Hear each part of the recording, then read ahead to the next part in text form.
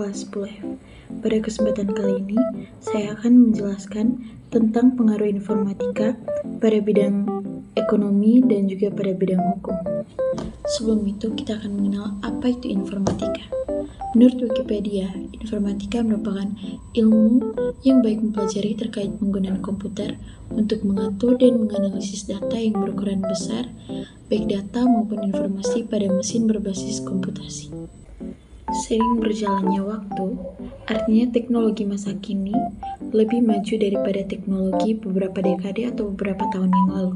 Selain karena perkembangan zaman dan perkembangan waktu ke waktu, kemajuan teknologi juga tidak lepas dengan kaitannya dengan globalisasi. Globalisasi dalam informatika adalah proses menyebarnya teknologi dan ilmu pengetahuan dari penjuru daerah ke daerah yang lain di dunia. Yang pertama, dampak pada bidang ekonomi. Dampak pada bidang ekonomi dibagi menjadi dua, yaitu dampak negatif dan juga dampak positif. Yang pertama, dampak negatif. Ada beberapa dampak negatif dari informatika pada bidang ekonomi, dimulai dari berkembangnya perilaku hidup konsumtif. Dengan banyaknya produk impor yang tersedia dengan harga jangkau, di Indonesia dapat memicu terjadinya perilaku konsumtif. Selain itu, kemudian sistem pembayaran dan kegiatan jual beli secara daring dapat membuat banyak orang merasa ketagihan. Lalu ada terjadi persaingan bisnis. Masuknya perusahaan dan bisnis luar negeri ke Indonesia dapat menimbulkan persaingan dengan bisnis lokal. Apalagi jika lebih banyak orang menyukai produk luar daripada lokal buatan anak bangsa. Yang ketiga, adanya kekurangan lapangan pekerjaan. Banyak jenis usaha yang digantikan oleh teknologi mesin di berbagai bidang dan dapat menyebabkan terjadinya pemutusan hubungan kerja atau PHK untuk pekerja manusia. Yang keempat, penyalahgunaan sumber daya alam. Terbukanya banyak jenis usaha di bidang ekonomi berjalan seiring dengan penggunaan sumber daya alam secara berlebihan. Hal ini dapat merugikan bagi organisme hidup yang kehilangan habitat, sumber makanan, dan kebutuhan lainnya. Misalnya, suatu usaha membutuhkan lahan luas untuk pabrik dan pusat industri, sehingga harus merusak ekosistem alami seperti hutan dan perkebunan. Akibatnya, hewan kehilangan habitat alaminya, sumber makanan bagi hewan herbivora, dan berkurangnya lahan subur. Lalu ada pengaruh positif dari informatika pada bidang ekonomi, dimulai dari kemudian mencari produk barang dan jasa dengan bantuan internet. Seperti yang kita tahu, sekarang banyak aplikasi-aplikasi untuk membeli barang. Beragamnya aplikasi jual beli secara daring memudahkan banyak orang untuk mencari produk barang dan jasa yang asli dari toko resmi. Kemudian berkembangnya transaksi non-tunai yang memudahkan proses jual beli. Saat ini sistem transaksi non-tunai lebih dipilih oleh banyak orang karena alasan keamanan dan kenyamanan.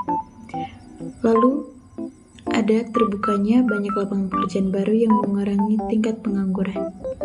Dengan berkembangnya iptek, banyak jenis pekerjaan baru yang dibutuhkan untuk mengikuti perkembangan zaman, sehingga menekan angka pengangguran. Misalnya, pembuat konten media sosial dimanfaatkan untuk periklanan sebuah produk barang dan jasa. Kemudian, mudahnya proses ekspor dan impor yang dapat menambah devisa negara.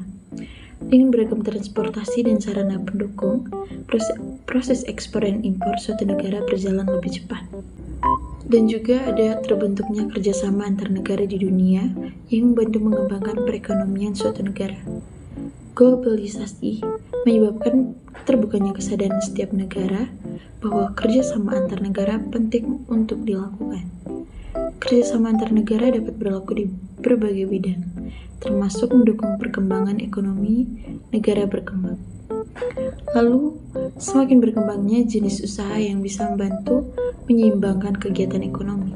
Selain menciptakan lapangan pekerjaan yang baru, banyak jenis usaha yang mulai berkembang setelah adanya kemajuan teknologi. Artinya, terbuka juga banyak kesempatan bagi orang-orang mengembangkan potensi guna menyejahterakan hidupnya. Kemudian kita akan membahas tentang dampak informatika pada bidang hukum. Sama seperti pada bidang ekonomi, dampak informatika pada bidang hukum juga memiliki dampak positif dan juga dampak negatif. Dimulai dari dampak positif. Ada beberapa dampak positif informatika pada bidang hukum. Yang pertama, membantu menguatkan supremasi hukum. Yang kedua, membantu meningkatkan sistem demokrasi yang dijalankan rakyat. Yang ketiga, meningkatkan tuntutan dilaksanakannya hak asasi manusia. Yang keempat, membantu menyiarkan kebijakan dan aturan dari pemerintah pada rakyat secara luas. Yang kelima, menguatnya regulasi hukum. Yang keenam, memperketat pengaturan berlandaskan hukum. Yang ketujuh, mempermudah masyarakat memperoleh informasi mengenai hukum. Yang kedelapan, membantu terkuaknya kasus yang merugikan, misalnya kasus kejahatan yang menjadi viral dan mendapat dukungan masyarakat. Yang kesembilan, media bagi rakyat untuk menyampaikan suara terhadap kinerja lembaga hukum. Yang kesepuluh, membantu merekam dan menyimpan suatu perkara untuk dijadikan alat bukti hukum. Lalu ada dampak negatif dari informatika pada bidang hukum. Yang pertama, banyak muncul kabar bohong atau hoax yang merugikan. Yang kedua, munculnya berita yang bertujuan adu domba antar golongan. Yang ketiga, munculnya tindakan anarkis yang dilakukan masyarakat. Yang keempat, mengkikis sikap toleransi antar umat beragama yang memicu kekerasan. Yang kelima, meningkatkan tindakan kejahatan dunia maya, seperti peretasan dan pencurian data. Yang keenam, muncul kasus penodongan cyber atau cyberbullying. Yang ketujuh, banyak terjadi pelanggaran hak cipta. Yang kedelapan, banyak terjadi pelanggaran hak asasi manusia di media online. Yang kesembilan, munculnya kasus predator anak, yaitu orang dewasa yang suka mengincar anak-anak untuk diculik karena marak orang tua mengunggah foto anak mereka di sosial media. Yang kesepuluh, maraknya kasus penipuan berbasis online yang memicu perancangan undang-undang perlindungan di dunia maya. Itu beberapa dampak positif dan juga negatif informatika pada bidang hukum. Sekian dari saya, terima kasih.